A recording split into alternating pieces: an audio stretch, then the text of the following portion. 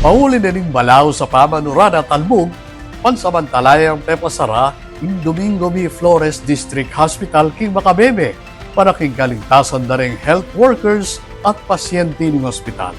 Ayning report.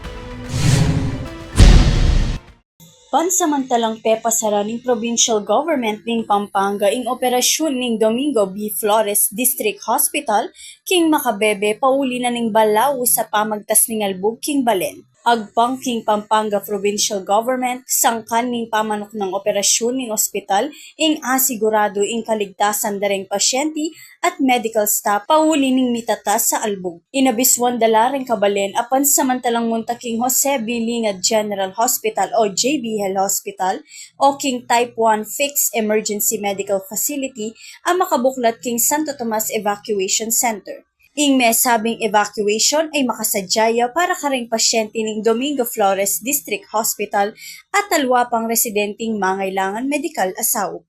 Ako'y Angel Dumagat para king News Force Pampanga.